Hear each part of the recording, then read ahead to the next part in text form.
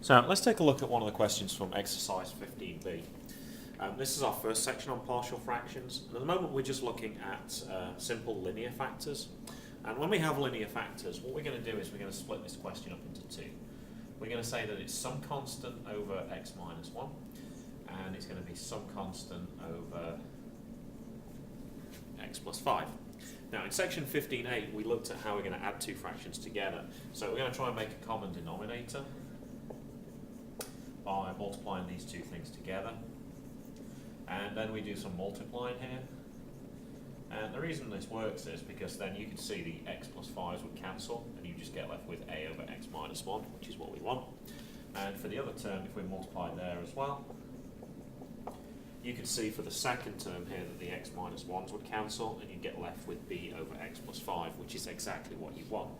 Now notice with the original question now, the denominators are the same here. Therefore that means that our numerators must also be equal. So we can say that 10x plus 8 is equivalent to ax plus 5 plus bx minus 1. Now the reason I put 3 signs here is because this is an identity and it's true for all values of x. So I should use that rather than using an equal sign.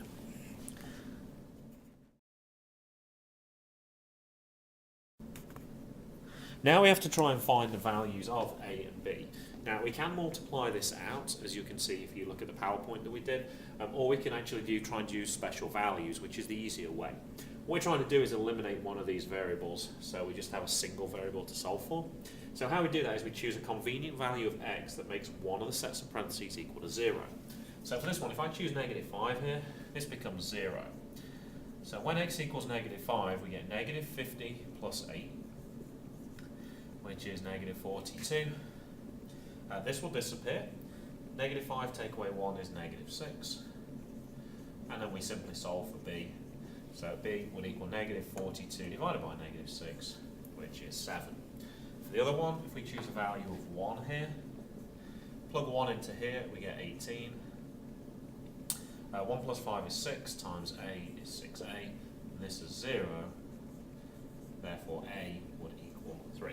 So the answer to our question, if we finish this off, is a is 3. So 3 over x minus 1 plus b was 7, so 7 over x plus 5.